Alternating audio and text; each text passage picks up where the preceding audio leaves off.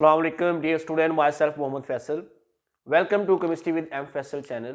बच्चे आज हम फर्स्ट ईयर केमिस्ट्री चैप्टर 7 का सेकंड लेक्चर जो है वो हम डिस्कस करने लगे हैं। इस लेक्चर में हम लोग स्पॉन्टेनियस और नॉन स्पॉन्टेनियस रिएक्शन को डिस्कस करेंगे, जो कि हमारा एक्सरसाइज का क्वेश्चन नंबर 6 उसके रेलेवेंट ये 3 क्वेश्चंस और उसके इस तरह से और बहुत सारे क्वेश्चन और एमसीक्यूज हम लोग लेक्चर में डिस्कस करेंगे। जैसे सबसे पहले क्वेश्चन जो है हमारे पास है spontaneous and non spontaneous reaction with example, ये हम डिस्कस करेंगे। सेकंड नंबर पे burning of candle is spontaneous reaction, justify कि जो बर्निंग ऑफ कैंडल है, मोमबत्ती का जलना है, वो एक स्पॉन्टेनियस रिएक्शन है। इसको आप लोगों ने एक्सप्लेन करना है, किस तरीके से आप इसको एक्सप्लेन करेंगे। And third one is it true that non spontaneous process never happen in universe, क्या ये बात सच है कि नॉन स्पॉन्टेनियस प्रोसेस कभी भी यूनिवर्स के अंदर नहीं होते? तो ये क्या सच है या नहीं है, इसको हम लोग लेक्चर के अंदर क्या करते हैं, डिस्कस करते हैं। जी तो dear student, spontaneous reactions and non spontaneous reaction क्या है? तो सबसे पहले स्पॉन्टेनियस रिएक्शन क्या होते हैं।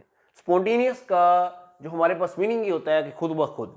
तो हम कहते हैं जी those reaction which take place on its own, यानी कि those reaction which take place on its own without any outside assistance, उसको हम लोग नाम किसका देते हैं जी? स्पॉन्टेनियस रिएक्शन का नाम देते हैं। और this reaction move from non equilibrium to equilibrium state, ये अपनी नॉन इक्विलिब्रियम स्टेट से इक्विलिब्रियम स्टेट की तरफ आते हैं। और मोस्टली जो नेचर के अंदर एग्जिस्ट करते हैं रिएक्शन, जितने भी प्रोसेस हो रहे होते हैं वो स्पॉन्टेनियस प्रोसेस या स्पॉन्टेनियस रिएक्शंस हो रहे होते हैं। जैसे कि water flow from higher to lower level, कि हमारे पास वाटर का अपनी हायर कंसंट्रेशन हायर लेवल से लोअर लेवल की तरफ आना, इसको हम लोग किसका नेम देते हैं जी? स्पॉन्टेनियस रिएक्शन देते हैं। ये खुद ब खुद हो रहा था, ऑन इट्स ऑन हो रहा है। इस तरह जितने भी न्यूट्रलाइजेशन रिएक्शन है जिसमें कोई बेस किसी एसिड से मिलती है तो हमारे पास साल्ट और वाटर बनता है, इस प्रोसेस को हम नेम देते हैं न्यूट्रलाइजेशन रिएक्शन। और ये भी स्पॉन्टेनियस होते हैं, इसमें किसी आउटसाइड असिस्टेंस की जरूरत नहीं पड़ती। इस तरह रिडॉक्स रिएक्शन का मतलब होता है ऑक्सीडेशन रिडक्शन रिएक्शन, जिसमें ऑक्सीडेशन हो रही होती है और रिडक्शन रिएक्शन हो रही होती है।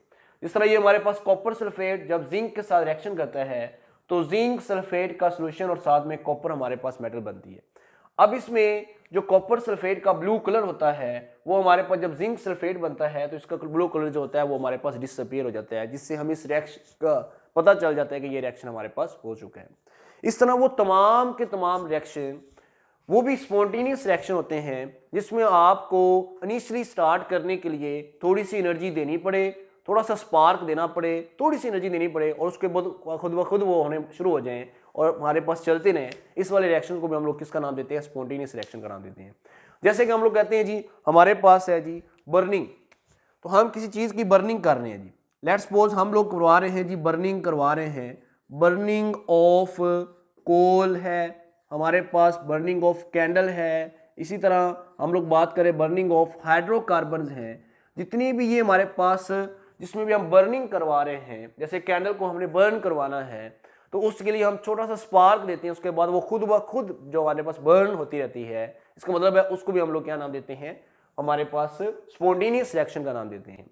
इसी तरह हम लोग बात करते हैं कि जितने भी स्पॉन्टेनियस रिएक्शन होते हैं मोस्टली वो हमारे पास एक्सोथर्मिक होते हैं। एक्सोथर्मिक होते हैं मीन ये कि वो चीज़ें अपने आप को स्टेबल करने के लिए अपने में से हीट को क्या कर रही होती है? निकाल रही होती हैं।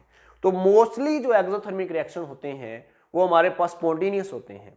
अब ये बात भी नहीं है कि जितने भी हमारे पास एक्सोथर्मिक रिएक्शन है वही हमारे पास क्या होते हैं? स्पॉन्टेनियस होते हैं।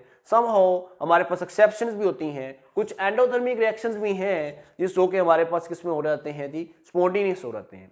जैसे कि अगर हम बात करते हैं वाटर की, तो वाटर हमारे पास किस फॉर्म में होता है? लिक्विड के फॉर्म में होता है। और जब वेपोरेशन होती है, वेपोरेशन स्पॉन्टेनियस हो रही होती है, सनलाइट की मौजूदगी में होती है, वो नेचुरल फिनोमेना है, तो हमारे पास वाटर का वेपर्स के अंदर कन्वर्ट होना, इस वाले प्रोसेस में हमारे पास ये एक एंडोथर्मिक प्रोसेस है और इस प्रोसेस स्पॉन्टेनियस हो रहा होता है। तो हम ये नहीं कह सकते कि तमाम के तमाम जो हमारे पास एक्सोथर्मिक रिएक्शन होंगे वही स्पॉन्टेनियस होंगे। समहाउ कुछ एक्सेप्शंस हैं जहां पर वाटर एवेपोरेशन जब होती है, लिक्विड से वेपर फॉर्म में जाता है, वहां पर वो भी एक स्पॉन्टेनियस प्रोसेस है जो कि एक एंडोथर्मिक प्रोसेस होता है। होप सो कि आपको स्पॉन्टेनियस रिएक्शन के रेलेवेंट सारी चीजें क्लियर हो चुकी होंगी। नेक्स्ट है non spontaneous process. The reverse of spontaneous process is non spontaneous reactions होते हैं या प्रोसेस होते हैं। हम कहते हैं दोज रिएक्शन जो do not take place on its own, वो वाले तमाम के तमाम रिएक्शन जो खुद ब खुद नहीं होते, and required outside assistance and move from equilibrium to non equilibrium state, उसको हम किसके नाम देते हैं जी, नॉन स्पॉन्टेनियस रिएक्शन का नेम देते हैं जी। फॉर एग्जाम्पल हमारे पास है पंपिंग ऑफ वाटर, हम वाटर को क्या कर रहे हैं, अगर हम लोग लोअर से हायर लेवल पर जा रहे हैं तो उसके लिए हम उसको क्या करना पड़ेगा, रिक्वायर्ड एक्सटर्नल असिस्टेंस हमें चाहिए होगा, एक्सटर्नल फोर्स चाहिए होगी। इस तरह transfer of heat from cold part two hot part, hot से कोल्ड की तरफ तो वो खुद ब खुद आ जाती है। इसी तरह हमारे पास नाइट्रोजन हमारी एयर में मौजूद होती है, ऑक्सीजन हमारी एयर में मौजूद है, बट दीज टू गैसेज जो होती हैं वो आपस में रिएक्ट नहीं करती। बट जब हमारे पास इसको बहुत ज़्यादा एनर्जी दी जाती है, बाहर से हमें एक्सटर्नल सोर्स देते हैं, लाइट देते हैं, उसको हम लोग बाहर से हम उसको हीट देते हैं, उस हीट की मौजूदगी में this which connect with each other and form nitric oxide. तो ये हमारे पास ये जो रिएक्शन हो रहा होता है, ये रिएक्शन हमारे पास नेचुरली भी हो सकता है कि जब लाइटनिंग होती है, जब क्या होती है जी, लाइटनिंग होती है, उस लाइटनिंग के दौरान यानी कि जब आसमानी बिजली चमकती है, उस आसमानी बिजली के दौरान जो हमारी एयर में मौजूद जो नाइट्रोजन होती है और ऑक्सीजन वो आपस में उस हीट की मौजूदगी में आपस में रिएक्ट कर जाते हैं और हमारे पास क्या बनाते हैं, नाइट्रिक ऑक्साइड बनाते हैं।